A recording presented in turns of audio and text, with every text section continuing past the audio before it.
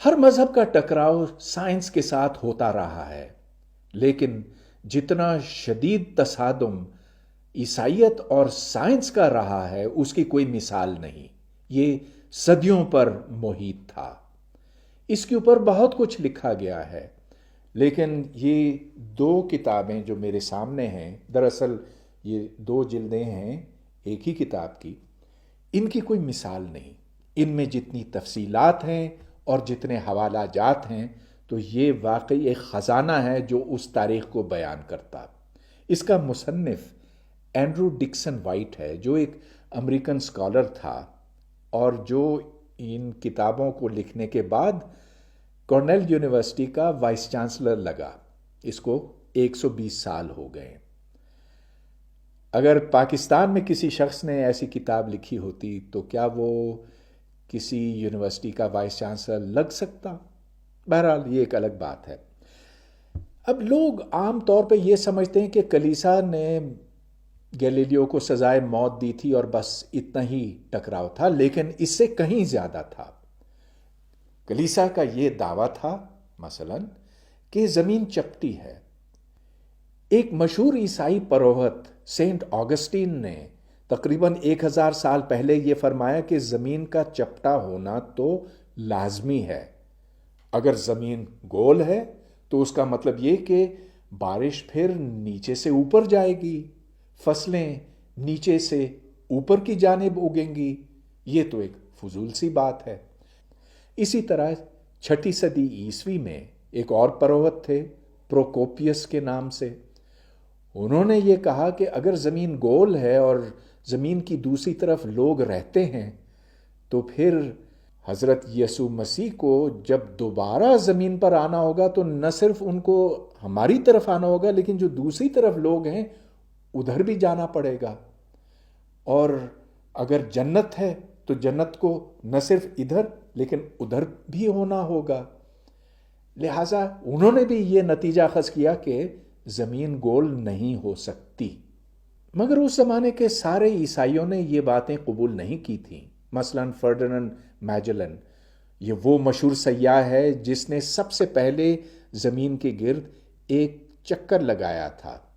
اس نے یہ لکھا کہ میں نے تو چاند پر زمین کا سایہ دیکھا ہے اور مجھے سائے پر زیادہ اعتماد ہے بنسبت کلیسا کی باتوں کے۔ یورپ کچھ وقت کے بعد خطرناک قسم کی بیماریوں اور وباؤں کا شکار ہوتا تھا جس میں لاکھوں لوگ مر جاتے تھے۔ کلیسا کا نقطہ نظر یہ تھا کہ یہ عذاب الہی ہے اور یہ ان کے گناہوں کے نتیجے میں ہے۔ لیکن اسی زمانے میں، یعنی کہ کوئی تقریباً 300-350 سال پہلے، ویکسین ایجاد ہوا۔ اس ویکسین کو لگانے سے اموات بہت کم ہو گئیں، لیکن کلیسا کو اس پر سخت ناراضگی تھی، کیونکہ ان کا یہ خیال تھا کہ اس طرح سے انسان اللہ کے کاموں میں مخل ہوتا ہے۔ چنانچہ ڈاکٹر بائلسٹن، جس نے سب سے پہلے چیچک کی بیماری کا ویکسین دریافت کیا تھا، اس کے گھر میں ایک گرینیڈ پھینکا گیا۔ خیر یہ تو اس زمانے کی بات ہے۔ ہمارے ہاں وہ لوگ جو بچوں کو پولیو کے مرض سے بچانے کی کوشش کرتے ہیں، ان کو نشانہ بنایا جاتا ہے، انہیں ہلاک کیا جاتا ہے۔ تو شاید زمانہ اتنا بھی زیادہ نہیں بدلا ہے۔ ان 2 جلدوں میں بہت سی دلچسپ باتیں اور واقعات درج ہیں۔ مثال کے طور پر سن 1770 کے لگ بھگ یورپ کے مختلف مقامات پر یہ دیکھا گیا کہ جو نہروں اور چشموں میں پانی ہے وہ سرخ ہوا ہے۔ ایک دم کلیسا نے یہ فتویٰ صادر کر دیا کہ دراصل یہ حضرت یسوع مسیح کا خون ہے، اور یہ اس بات کی علامت ہے کہ ہمارے گناہ اس قدر زیادہ ہیں کہ اللہ تعالی ہم سے ناراض ہے، اور یہ اس ناراضگی کا اظہار ہے۔ لیکن اسی زمانے میں ایک سائنسدان لینیاس کے نام سے اس پانی پر اپنی تحقیقات کر رہا تھا اور اس نے اس پانی کو اپنی خوردبین کے نیچے رکھ کر یہ دیکھا کہ اس میں چھوٹے چھوٹے لال رنگ کے کیڑے ہیں۔ اس نے اس کے اوپر ایک تحقیقی مقالہ لکھا جو اس نے رائل سوسائٹی کو بھیجا، اور جب یہ شائع ہوا تو اس کے نتیجے میں ایک شدید رد عمل پیدا ہوا۔ اس پر یہ الزام لگا کہ وہ ملحد ہے، وہ کافر ہے، وہ دین سے بھٹکا ہوا ہے، اور کہ وہ کلیسا کی باتوں کی تردید کر رہا ہے۔ اب لینیس کوئی اتنا بھی زیادہ بہادر آدمی نہیں تھا۔ پھر اس نے یہ بھی دیکھا تھا کہ گیلیلیو کا کیا انجام ہوا تھا، تو اس نے معافی مانگ لی، اس نے توبہ کی، کہا کہ مجھے شیطان نے بھٹکایا تھا اور میں تہہ دل سے معافی مانگتا ہوں۔ اس طرح اس کو بخش دیا گیا۔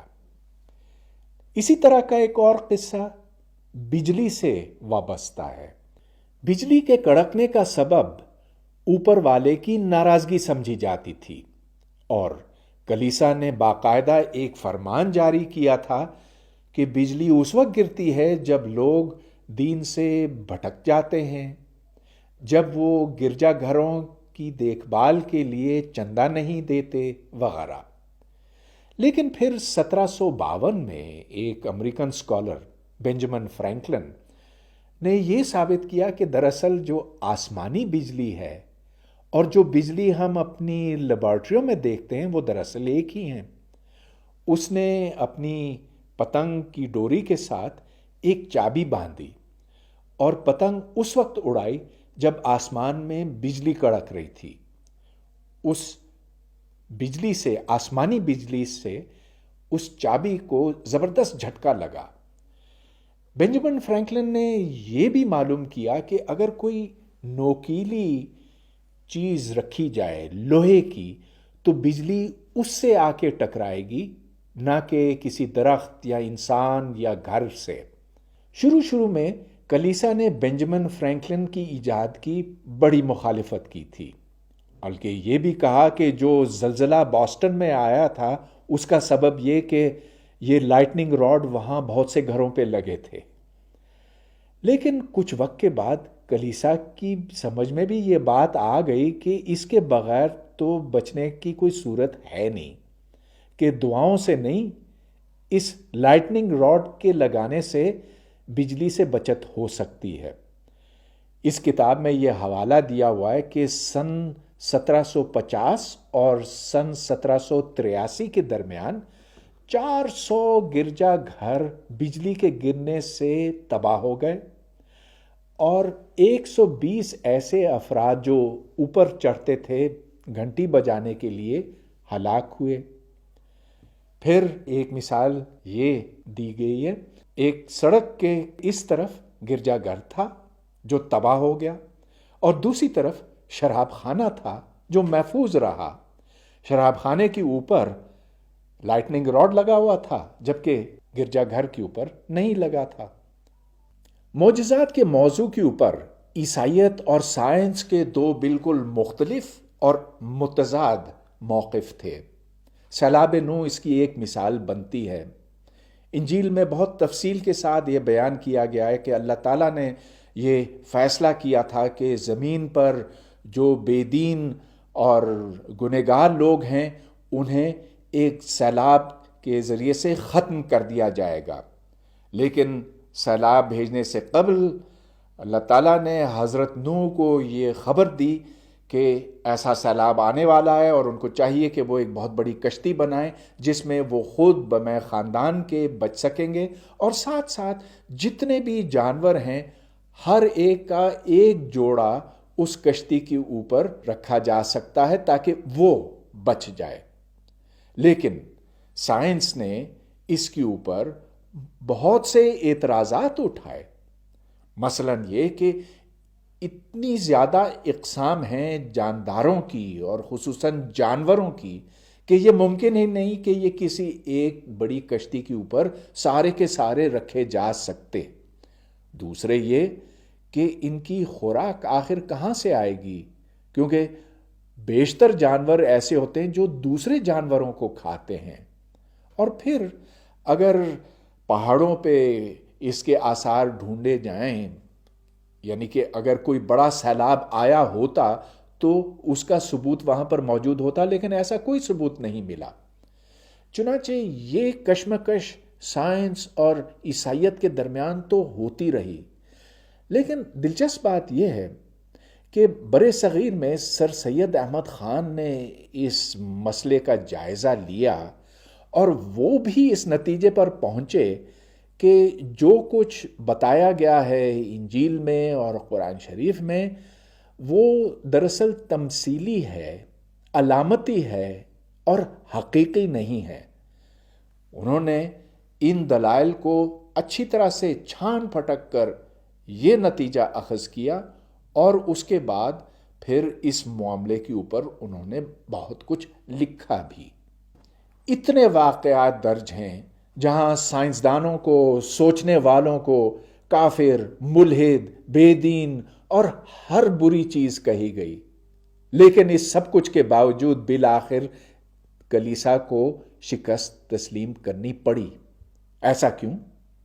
اس لیے کہ سائنسی حقائق اور سائنسی استدلال اتنی مضبوط بنیادوں پر استوار ہیں کہ ان کو ہلانا آخر کسی کے بس کی بات نہیں ہے۔ دنیا آخر گول ہے، چپٹی نہیں ہے۔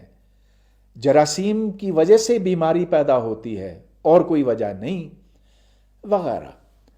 لہذا ہمیں اس تاریخ کو دیکھ کر تھوڑا سا حوصلہ ہوتا ہے کہ ایک نظام کتنا ہی ظالمانہ کیوں نہ ہو، اس کا جبر کتنا ہی زیادہ کیوں نہ ہو، لیکن بالآخر یہ عقل اور خرد اور سائنس اور سچائی ہے جس کی فتح ہوتی ہے۔ تو اس سے ہمیں بہت حوصلہ ہونا چاہیے۔